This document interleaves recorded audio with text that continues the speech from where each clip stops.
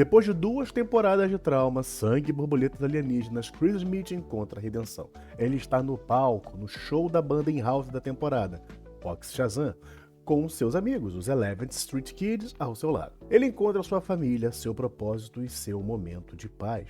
E aí James Gunn aperta o botão de autodestruição do seu final feliz. Em um piscar de olhos, Pacificador é traído, abduzido por agentes da Argus e em caminhões sem identificação e enviado para a prisão dimensional secreta. O criador James Gunn não apenas encerrou uma temporada, ele desmantelou o governo secreto do DCU. Estabeleceu uma guerra de espionagem totalmente nova e ativou a ameaça cósmica que definirá o Homem do Amanhã. Esse final é a fundação, não é sobre fanservice, foi sobre arquitetura. Estamos falando dos 3 grandes, a formação da agência secreta Checkmate, a revelação aterrorizante do planeta Prisão Salvação e a ligação direta e definitiva com o filme do Superman, O Homem da Manhã. Gunn havia prometido que o final seria o episódio mais louco, selvagem, mais insano e maravilhoso de Pacificador. Muitos fãs, eu inclusive, esperando por grandes crossovers ou lutas épicas, ficaram confusos, decepcionados. Mas a análise profunda mostra que Gunn priorizou a consequência narrativa em vez do espetáculo. Quando Gunn fala sobre loucura, ele está falando sobre a mudança fundamental no tecido político do DCU. Ele identificou explicitamente Checkmate e Salvação como as grandes revelações necessárias. O desenvolvimento narrativo, a fundação do universo, é para ele mais importante que qualquer participação tradicional de super-herói. A jornada de Pacificador pela redenção, a sua salvação pessoal, é revertida instantaneamente na crueldade política. Rick Flag Sr. e seus agentes da Argus sequestram Chris Smith e o levam para uma instalação secreta. Chris, que começou a temporada procurando escapar de seus pecados, termina a temporada sendo enviado para outra dimensão para pagar por eles. A trilha sonora final martela a mensagem cínica. The Reckoning, a retribuição, da The Cruel Intention com a letra, abre aspas, em português. Por que você não grita um pouco mais alto? Não tá funcionando para mim. Não importa o quanto Chris Smith grite ou tente, não há fuga desse novo planeta.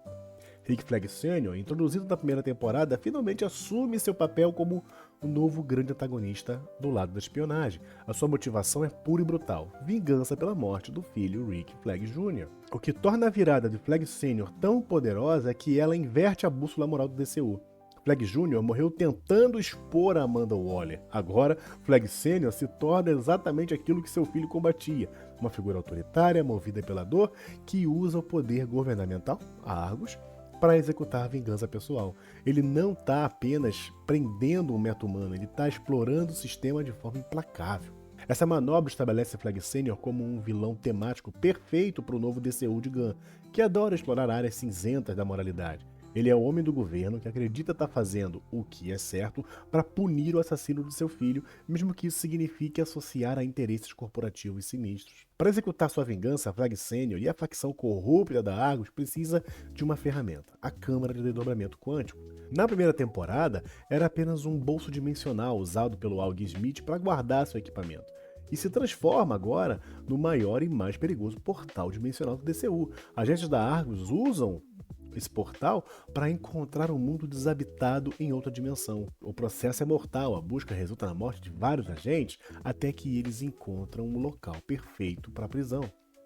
Esse ponto narrativo é crucial. A Argus, sob Flag Sr., não hesita em sacrificar a sua própria equipe para estabelecer o seu novo projeto. O portal se estabelece como uma tecnologia de alto risco, capaz de acessar o multiverso, e agora está nas mãos de um governo comprometido. Flag Sr. seleciona o planeta e o batiza de salvação. Ele despeja Chris lá como primeiro prisioneiro, deixando-o desarmado em uma terra cheia de monstros famintos.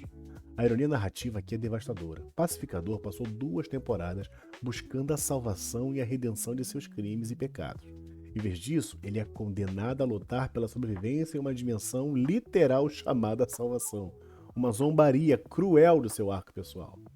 Flag Sr. confirma que Chris é apenas o primeiro. Salvação é planejado para ser uma prisão para muitos prisioneiros meta-humanos. A Argus está, portanto, no negócio de exílio dimensional. E a única coisa que está mantendo a paz na Terra é a existência de um buraco de minhoca perigoso para despejar os seus problemas. Salvação é mais do que uma armadilha, é uma peça de xadrez geopolítica cósmica. O planeta é descrito como um paraíso exuberante, que na verdade serve como prisão inescapável para criminosos meta-humanos. O desenvolvimento mais perturbador é a parceria corporativa. Rick Flag Sr. está trabalhando com a Luthor Corp, o conglomerado do Lex Luthor, para financiar e construir esse mundo prisão. Ao construir Salvação, Lex se posiciona para gerenciar a ameaça meta-humana em escala global e interdimensional desde o primeiro dia, muito antes de enfrentar o Homem de Aço lá em Homem da Manhã. O conceito de salvação bebe diretamente da minissérie de quadrinhos da DC 2007-2008, Salvation Run, que de repente a gente pode começar a ver aqui no canal, já que terminamos Mulher da Manhã. Na série, governos da Terra, frustrados com uma ameaça constante de supervilões, exilam um grande grupo de antagonistas, incluindo Coringa, Lex Luthor, membros do Esquadrão Suicida, para o planeta Cygnus 4019, que é apelidado de Salvação. O enredo dos quadrinhos envolve vilões tendo que lutar pela sobrevivência, formando facções, com Luthor sendo um líder proeminente. E, por fim, construindo o dispositivo para retornar à Terra. O objetivo de Flag Sênior de usar Chris Smith como primeiro prisioneiro sugere que Gunn usará o personagem menos conhecido da DCU para povoar o planeta, forçando o Pacificador a liderar ou sobreviver entre um grupo de exilados. O DCU está, assim, usando a prisão do Pacificador para iniciar a sua versão de Salvation Run. O elemento mais explosivo da lore de Salvação é sua conexão cósmica. Nos quadrinhos de Salvation Run, o planeta Cygnus 4019 não era desabitado por acaso. Ele era um planeta de treinamento para os novos deuses de Apocalipse, supervisionado por Desaad. Vilões exilados eram atacados por parademônios. James Gunn afirmou que Pacificador, segunda temporada, constrói diretamente para o filme do Homem da Manhã. Dada a história do planeta Salvação, o exílio em massa de meta-humanos para uma dimensão ligada a Apocalipse não é apenas um problema de espionagem, é um evento cósmico. O exílio do Pacificador pode ser o gatilho. Ao despejar meta-humanos em um planeta ligado a Apocalipse, Flag e Luthor podem inadvertidamente alertar Darkseid ou Desaad sobre a existência da Terra, ou, pior, fornecer a eles um exército pronto de supervilões capturados. Se o DCU seguir a estrutura dos quadrinhos, o Homem da Manhã pode focar na ameaça imediata, possivelmente Brainiac, como teorizado. Mas a crise de salvação se tornaria o elo entre o mundo de Superman e as ameaças cósmicas mais amplas do capítulo 1. Pacificador se torna um sobrevivente crucial, forçando-o a interagir com vilões exilados, cuja eventual fuga poderia se tornar um evento cinematográfico maciço. Enquanto Flag Sênior se afundava na vingança e na parceria com Lex Luthor, a bússola moral dentro da Argus se quebrou. A agente Sasha Bordeaux, a ciborgue nos quadrinhos e na série também, ficou horrorizada com a morte dos agentes e o plano de Flag e Luthor Corp de criar uma prisão dimensional inescapável. Bordeaux se revolta, revelando a verdade para Emilia Harcourt. Harcourt, por sua vez, se junta à missão com a Leota Debaio. O resultado é uma disserção massiva. Os 11th Street Kids, agora purificados e unidos, rompem com a Argus para formar a sua própria agência. A nova equipe se estabelece como checkmate, inclui Harcourt, Bordeaux, Adebayo, John Economus, o Vigilante, Judomaster, o próprio Pacificador. Eles são a versão estranha de Gunn que se liberta do sistema Marvel para construir algo novo. Checkmate é mais do que uma agência, é uma declaração. O grupo é idealizado por Leota Adebayo, a filha de Amanda Waller, e é financiado pelo dinheiro de sangue, milhões de dólares confiscados de chefes da máfia que o Vigilante havia guardado. Seu slogan é claro: Checkmate, tornando o mundo melhor. Esse é um repúdio moral direto à filosofia de Amanda Waller, e agora ao regime corrupto de Flag Sênior.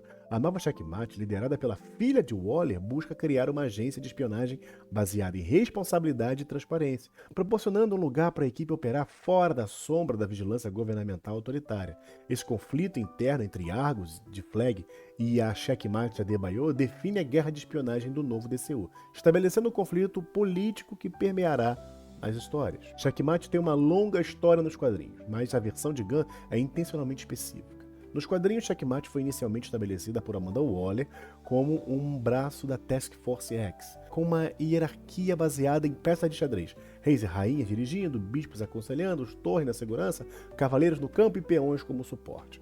Gunn revelou que a sua grande inspiração é a série Checkmate de Greg Rucka, lá em 2006. Essa versão era uma organização sancionada pela ONU, complexa e dividida em duas faces.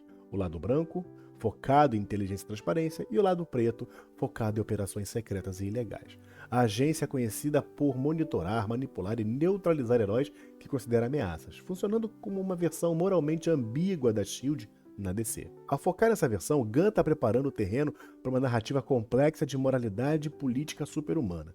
A presença de Sasha Bordeaux como cofundadora é um indicativo forte que a DCU está ligando esse mundo de espionagem ao Batman, já que Bordeaux é historicamente uma aliada de Bruce Wayne nos quadrinhos. Embora o final de Pacificador tenha sido definido pela seriedade em estabelecer o DCU, é impossível ignorar a revelação meta que viralizou. James Gunn confirmou que conversou com Ryan Reynolds sobre a possibilidade de uma participação de Deadpool. A ideia era perfeita para o portal dimensional. Os agentes da Argus abririam a porta, veriam por um breve momento Deadpool em uma sala quebrando a quarta parede através das dimensões. Reynolds, famoso por interpretar o mercenário tagarela, queria fazer isso. Gunn, no entanto, apertou por recuar. Ele reconheceu que a realização dessa participação exigiria superar muitos obstáculos muito grandes, referindo-se às negociações entre Marvel, Disney, DC, Warner, enfim, toda essa galera. Mas a razão principal era a disciplina narrativa. Gunn afirmou que se a participação tivesse acontecido, seria a única coisa que todos estariam discutindo, ofuscando completamente o verdadeiro setup do DCU, salvação e checkmate. Para que o DCU decolasse com a fundação necessária para Homem do Amanhã, era essencial que o foco permanecesse nas peças de xadrez que acabavam de ser colocadas. A decisão de evitar a participação demonstra o compromisso de Gunn com a coerência interna em seu universo, mesmo sacrificando um hype imediato que seria excelente. O final de Pacificador, temporada 2, não é um final em série, é um prólogo político para todo o capítulo 1 do DCU, intitulado Deuses e Monstros. A paisagem do DCU foi redefinida. Pacificador é o peão exilado. Chris Smith, preso e desarmado em salvação, é o ponto de ignição. A sua sobrevivência nesse planeta infernal irá forçá-lo a interagir com vilões exilados e, potencialmente, com forças cósmicas de Apocalipse. Seu destino é o início do evento Salvation Run.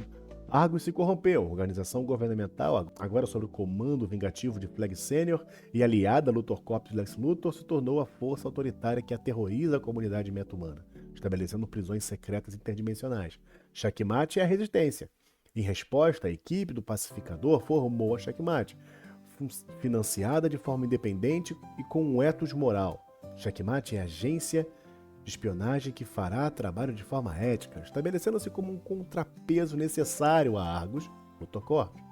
O conflito central do DCU agora é claro, Checkmate versus Argus, disputando o controle dos meta-humanos em salvação. Essa crise política e cósmica fornece o cenário perfeito para David Corenswet como Superman e Homem do Amanhã. O Homem de Aço terá que lidar não apenas com ameaças como Brainiac e o Lex Luthor corporativo, mas também com o desastre político e interdimensional que o Pacificador acabou de criar. Meus Supernet, espero que vocês tenham gostado, deixe seu like e seu comentário. Como eu falei no review do 8º episódio do Pacificador, foi um episódio para mostrar o futuro, não para tratar de Pacificador. Isso foi uma pena. Como estabelecimento de regras e cenário para o futuro do DCU, legal, só acho fora do contexto, fora de ordem. Mas enfim, se quiser ajudar o canal, nós temos aqui o QR Code, lá embaixo na descrição também e no primeiro comentário fixado a nossa lojinha da Amazon, beleza? Espero você no próximo vídeo, forte abraço.